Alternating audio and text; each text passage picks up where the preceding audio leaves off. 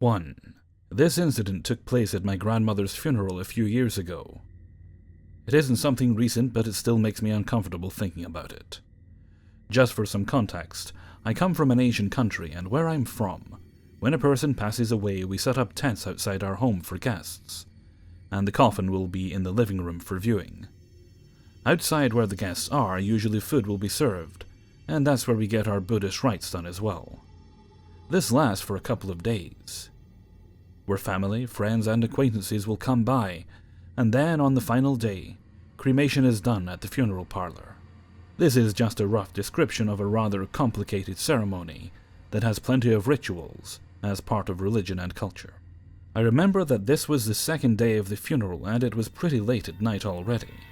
About 10 p.m. most of the guests had left, and it was just mostly my own family members having a late dinner, as we had just finished one of the ceremonial rites. That's when I saw them seated at one of the tables, a family of 4, dad, mum, a teenage boy and girl, who looked like they were about 16 or 17. I don't recall ever seeing them before, so I asked around, but no one else knew them either. There were plenty of people who had come by I didn't know, but for some reason this family stood out.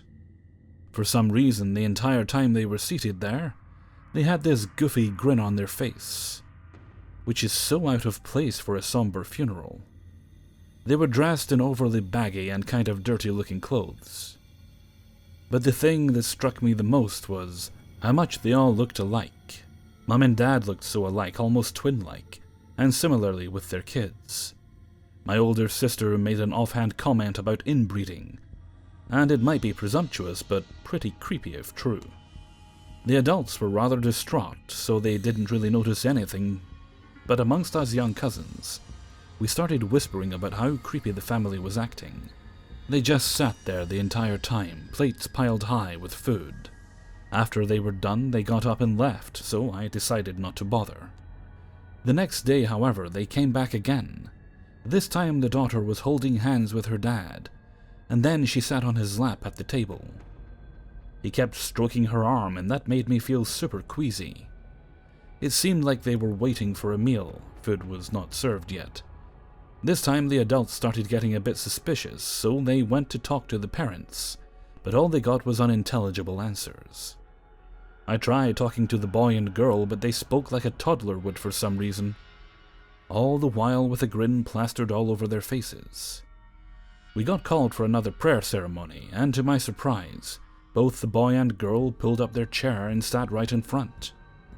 As the rites were going on, they kept clapping and laughing out loud, which is pretty weird for a funeral.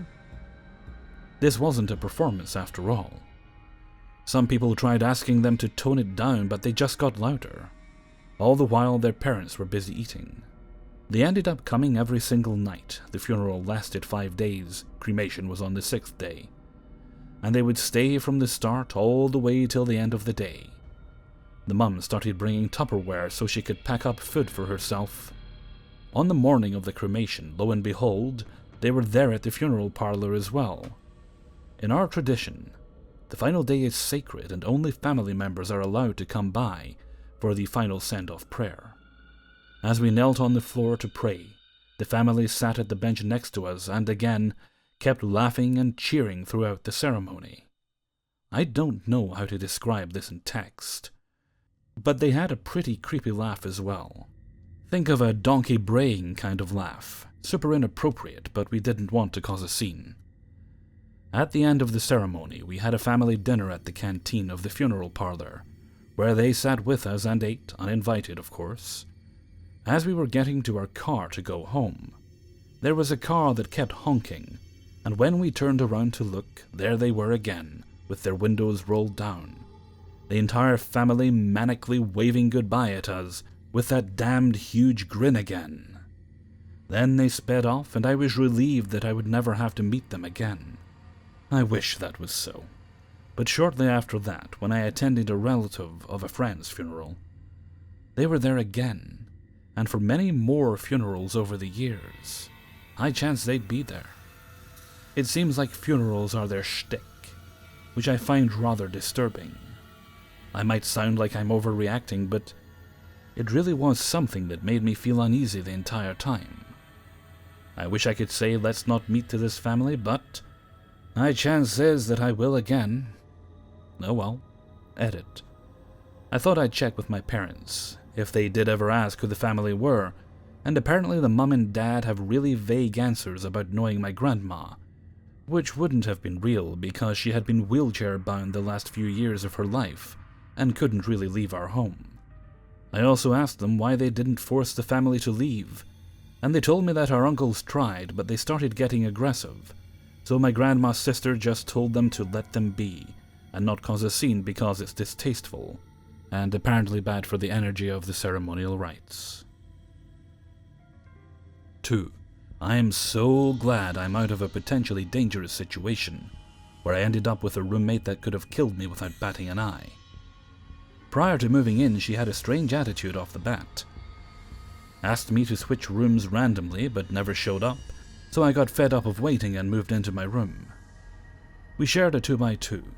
When she eventually showed up, she tried to badger me from my room, arguing that she has a disability, that my room was bigger, and complained about every single thing in the apartment. Some more tidbits. She is 39 years old, divorced, unemployed, not in school, and in student housing. She also demanded that I wear no shoes and bring no pork into the apartment because she is Muslim. When I agreed, she looked astonished. She probably thought it would be a problem for me and a point of conflict that would make me desire to move. What followed in the coming days was the most unusual behavior I have ever witnessed. She threatened that if I had guests, she would call the police and bragged about how often she would at her previous residence. She also would go on long discriminatory rants about international students, refugees, and those protected by DACA, and including full-blown racist remarks. She claimed she was evicted from her previous residence wrongfully, and that staff stole all of her belongings. She started cyber-stalking the accused staff, screenshotting photos of their families, homes, and even their cars. She was also stalking a student who has an injunction against her, and frequently asked me if I knew him and how she could find him. She would wash shoes and pillows at 1 a.m., and whenever I had a guest over, she would chain message me, threatening to have them leave until we left.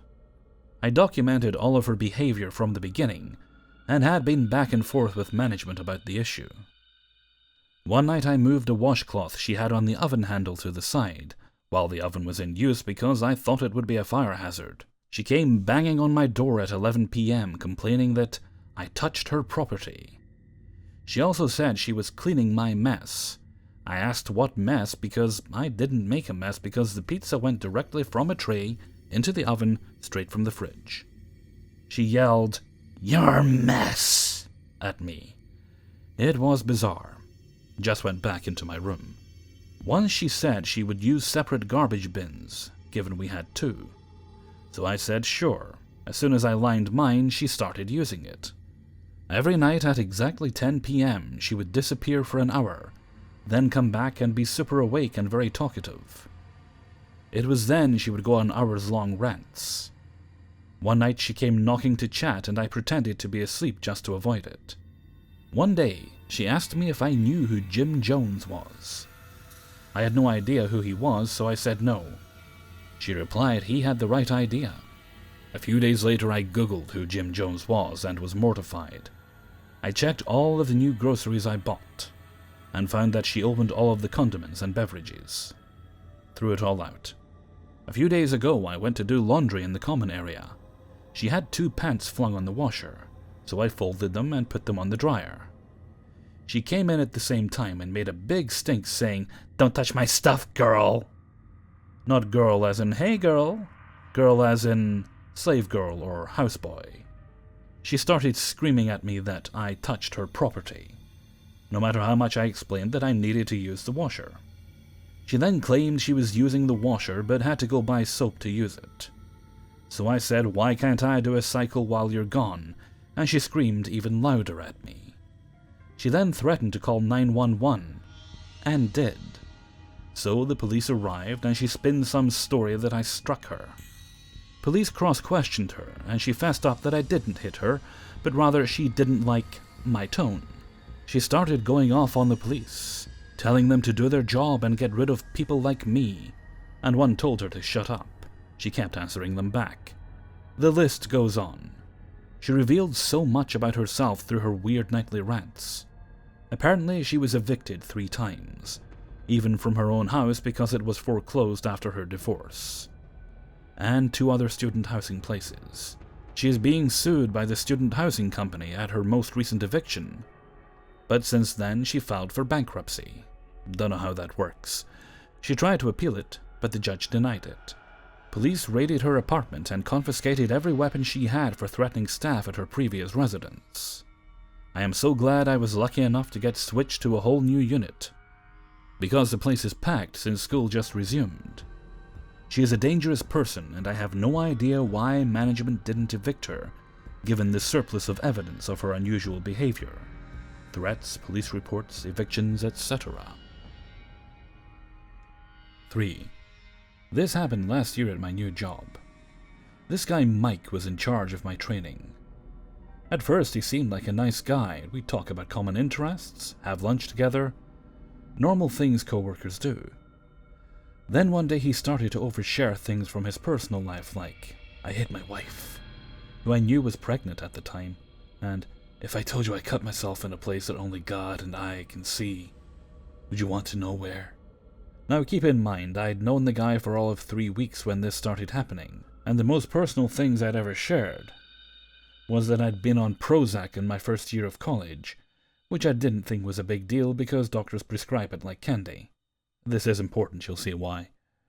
Whatever, I didn't want to piss him off, because what if he started bad-mouthing me to the managers? Still, I did my best to change the subject when he went too far, which was becoming a daily thing. I also avoided being alone with him as much as possible. That didn't stop Mike from deciding that I was now his best friend / sister. He actually started referring to me as his sister from another mother, and then just his sister in front of other people in the office. The first couple times he did it, I laughed it off, but then it stopped being funny because in his mind this was now a fact. He even tried to make the relationship official on Facebook. I'd added him along with some other people from work. Big mistake. By this point, my actual biological brother was itching to have a talk with this guy, but I told him it wasn't a big deal and I'd try to gently extricate myself from the situation. Well, gently extricating myself didn't work. I was having lunch with this other guy from work in the cantina one day. Background: this is a guy who finished the same course I did, different year though, so we had lots to talk about, and I really liked having someone around my age to talk to. Anyway, I could see Mike giving him the stink eye from across the room. He was eating alone, in a very obvious, look what you're doing to me display.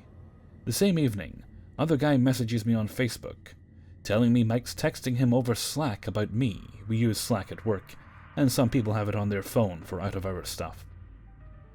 He shows me screenshots of the convo.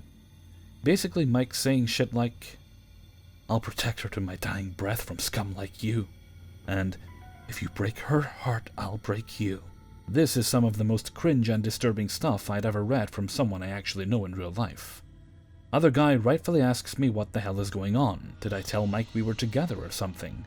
Because if I did, he apologizes if he sent me the wrong signals, but we are most definitely not together.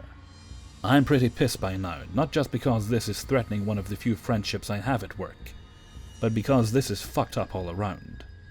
So I message Mike asking him to stop threatening my friend, while also apologizing to other guy over the misunderstanding. Mike texts back, I'm just looking out for you, that's what brothers do. Okay, deep breath, this is happening. I message him telling him that he's a very good friend, emphasis on friend, but I don't need to be looked out for, really don't. He comes back with, then I'll just protect you from the shadows, and a winky face.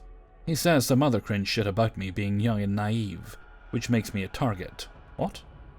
But by this point I am 300% done with whatever he thinks this is, so I just block him.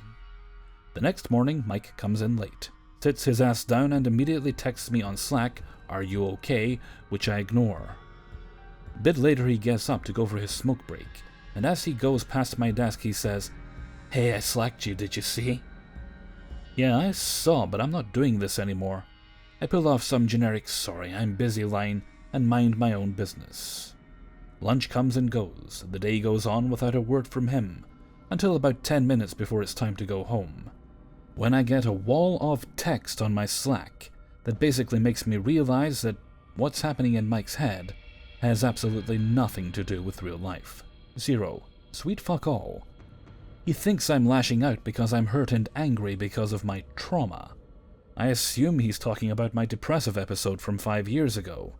He says he'll stand by his dear friend because he made a promise to be my brother/defender, and he's not going to take the easy way out and just let me go because I'm hurt. He actually wants me to take out my pain and anger on him because he can take it. I'm sitting there reading this, and all I can think is, what the fuck? Mike logs off for the day, and I'm still processing all of this. I go down to the parking lot some 20 minutes later, and there he is, smoking next to his car. I ignore him as I walk past. Thank God there are other people around, and he just stands there unmoving and staring at me as I get into my car and drive away. This is where I started to think about talking to a manager. We have 2 managers, a younger guy and a woman. Let's call them Pete and Pam. I started writing this long email to both of them, and also thought of talking to other guy to back me up. Remember, Mike had harassed him over having lunch with me. In the end, I decided not to. Mike had a kid on the way, and he was clearly in need of mental help, which he probably wasn't getting. I wasn't about to get him fired and take away his livelihood. Spoiler alert, I lived to regret it. Things were, dare I say, normal, or so I thought for a while after. Sure, I caught Mike staring at me a few times, but I pretended not to notice. Then, after a few weeks of nothing, one of the other girls on our team says she has something to tell me. Let's call her Nice Girl, because she ended up helping me a couple times after that. So Nice Girl and I go out for coffee at lunch. There's a coffee place across the street that pretty much everyone in the building goes to. She tells me Mike has been talking to other coworkers about me and my hurt, how I'm struggling with my depression, and it's so bad it's even making me push family away. Because we're practically family if a psycho says so, right? He's been trying to help me, and it breaks his heart that I won't let him, because he cares for me so very much. How many people has he been talking to? Nice Girl knows about at least one other person. Fuck. This makes me livid. You can't just go around telling people someone is mentally ill just to make yourself look like a saint. I mean, who does that? Now it's definitely time to talk to the managers. I Slack Pete, the younger manager, asking for a quick one-to-one, and he immediately agrees and says, "Great, I've been meaning to talk to you. Pam will be joining too, just need to get her down here." Pam's on a different floor. Crap. Oh well. I guess this is really happening. So we meet later the same day, and Pete starts asking how I'm getting on, if I get along with the rest of the team, and so on. I have a feeling I know where this is going. Sure as rain, he says, "Mike's been saying lots of good things about you." But his face isn't the face of a man who's heard good things. All the while, Pam is sitting there not really saying anything, just nodding and smiling in a way that makes me a bit uncomfortable. I'm starting to get super anxious because I am a non-confrontational person, usually, and I hate drama, but Mike crossed all the lines. Still trying to be nice, I say, "Look, I think I gave Mike the wrong impression." And I give them a whitewashed version of what's been going on. At this point, Pam asks me, "Did you ask him to stop?" Well, not really, but I'd assume blocking him on Facebook and not engaging him on Slack or offline sends the same message. Pam then proceeds to give me bullshit advice like, if he starts to talk about inappropriate things, tell him you're not comfortable with this. And don't engage with him in personal circumstances or outside of work. What does that first thing even mean? They also promise they'll assign someone else as my trainer and mentor, and they'll talk to him over spreading inappropriate rumors, which I insist again are not true.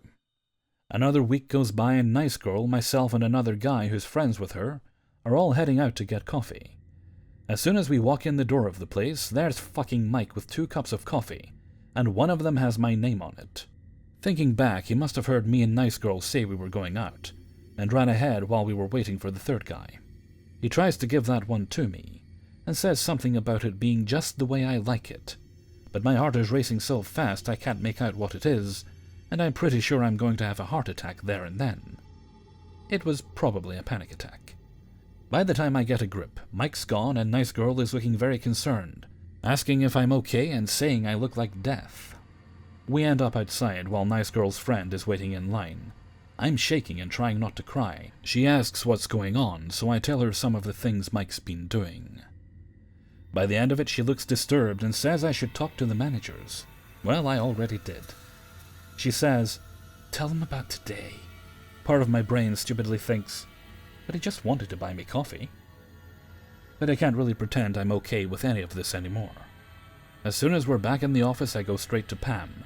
Normally I'd talk to Pete since he's our direct manager, and Pam's kind of a supervising manager, but I feel more comfortable talking to a woman about this. This time I tell Pam everything, including how Mike threatened someone else over having lunch with me, and how he stares at me a lot, and he sent me a long and creepy text on Slack that proves he's delusional. She asks to see the text. I say I'll forward it. I don't have Slack on my phone. She asks me to forward everything else I have. Not that she doesn't believe me, but she wants to fully understand the extent of the problem. She says it with the same knowing and understanding smile from the last meeting. She also looks at me. "Has he been following you outside of work?" Now, she already knows about the coffee incident, and I also tell her about the staring in the parking lot. There's another long pause, then she says, "Well, obviously we can't fire him." And my heart sinks. But apparently this isn't serious enough for them to boot him, though they can discipline him for using the company Slack inappropriately. She asks if I'd like to transfer to another team, but I'd still have to work in the same building as the psycho. Finally, she suggests a mediation, a meeting including her, someone from HR, Mike, and me. She doesn't sound very convinced it'll do anything, and neither am I, to be honest. I'm panicking just thinking about talking to him again. Did I agree to mediation? Of course I did. Did it help? Of course it didn't. Let me just start by saying I was super anxious throughout. I was literally shaking. I did my best to state in neutral terms that I want to have a professional relationship with Mike, and only that. And I'm not comfortable with him oversharing personal information, or talking to other people about my problems, which aren't even real. Throughout this whole damn meeting, he was sitting there saying, "Yeah, okay, with this shit-eating grin on his face, like we're just playing pretend. The only time he had any other reaction was when I indirectly said he'd been making stuff up about me. He said something like, "Well, you kinda told me that, remember?" As if that would make any of this okay. The same day, I got a Slack message from him saying, "If you wanted me to give you some space, you should have just asked. No need to go to HR about it." He wasn't sitting at his desk, but he was probably still in the building somewhere. Otherwise, I'm pretty confident I would have lost my shit then and there. I sent back something along the lines of, "Well, I'm saying it now, please don't ever talk to me again." "But we work together, silly." And a winky face. This is already pretty long, so I won't detail everything else that happened. Not long after this HR mediation thing, my brother was picking me up from work one day, because my car was in the shop. For a bit of background, my brother is a pretty big guy, but he's a non-violent person even if he looks intimidating. I'm getting in the car and Mike is there too, smoking in his car and giving us the meanest, stinkiest look you can imagine from a person. I'm pretty sure he was waiting there for me to come out of the building. It wouldn't have been the first time. This isn't just staring anymore, it's "I'll kill you in your sleep" staring. My brother notices and asks me if this is the guy. "Yeah, but just drive," I say. But before I can stop him, he's already walking over. Mike starts getting verbally aggressive. As soon as he sees my brother coming, I can hear him shouting from where I'm sitting in the car. He's getting nasty, saying shit like, "Stop right there, I'ma run you over," and "I have a gun, bitch, I have a gun." For what it's worth, Mike is a pasty white guy and about as far from gangsta as apples are from broomsticks. This is when I lose it. I walk over and just start screaming at him. I've never in my life let loose on someone like this before or since. I honestly scared myself that time. At some point, Mike just drives off while I'm in the middle of it. I was hysterical for the rest of the evening, and I called in sick the next day, because I couldn't stand the thought of being anywhere near this person again. While I was out sick, I received a text from an unsaved number saying, "Bitch." Just that. My brother was already telling me that I should quit the job and get a restraining order against this freak, because it was obvious people in the workplace weren't going to protect me. No job in the world was worth dealing with something like this, right? I could stay with him and his girlfriend for a while if I was worried about money. My mind still wasn't made up, but the same evening, I received a picture message of a man slitting his wrists. You know how they say, go down the street, not across the road? This was across the road. But it was really messy and bloody. I couldn't see a face in the picture, but it was painfully obvious that this was Mike fucking with me. I blocked the number and quit the job the next day. I also stayed with my brother and his girlfriend for a while, but Mike never tried to get in touch again. Or if he did, I never knew it because I blocked him across everything. That is, until last week. You know how LinkedIn has this people who looked at your profile thing that sometimes it shows you their photo even if you don't have the paid subscription? Well, last week, I saw that Mike Stalker had looked at my profile. He's still with that company.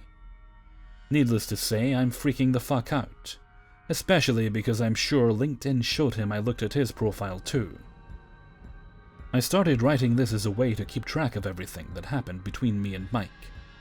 Because if he does or says anything, if he happens to just walk by my current workplace, or if he messages me, I'm going straight to the police. Edit. I'm honestly blown away by your advice and support. Thank you. I wasn't sure about posting this, but reading your replies reassured me that I'm not the crazy person in this. I full well know I fucked up too. I was very naive when it happened, and I assumed good intentions when that obviously wasn't the case. That's something I can't take back, but if anything, this has made me a lot more aware that trust should be earned, and not given, and at the first sign of crazy, it's time to get the hell out of Dodge. I'm putting all the evidence I have together. I also contacted one friend who still works there, the nice girl in my original story, in case she still has some screenshots I sent her last year.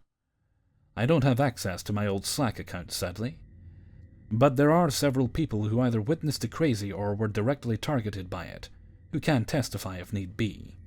My brother and I are also looking into getting legal advice since he too was directly threatened by Mike. I'll shoot you, run you over, so we'll see how that goes. Though not sure what can be done so long after the fact. There hasn't been any contact from Mike so far, and I blocked him on LinkedIn too, just in case. And no, I don't know why Pam thought this wasn't serious enough to fire Mike, or at least seriously discipline him for stalking and harassment, once she became aware of the full story. I'm sure she could actually see how much this was affecting me. I've never had a panic attack in my life until Mike happened. At the time, I thought they didn't want to go through the trouble of firing a mentally ill person, because they might open themselves up to a discrimination lawsuit or whatever. But I think someone else who replied has the right of it. It would cost them far more money to justify firing an experienced employee and hiring and retraining a replacement. Hey everybody, Hellfreezer here, and thank you very much for listening to 3 True Scary Stories, episode 321. And thank you very much to everybody who allowed me to use their stories in this video. I'd also like to say thank you to everyone who joined me on Saturday for the live photoshopping stream. It seemed to go quite well, I thought. Ran much longer than I thought it might. So I may do another one in the future. Not sure when, but now that I know what I'm doing, it'll be easier for me to set up. The technical aspect of it was literally just unplug one cable, move the microphone downstairs, and then plug in another cable. So that was quite easy to do. Okay, and with that, I think I'm going to head off for now. So until next time, thank you very much for listening, and take very good care of yourselves.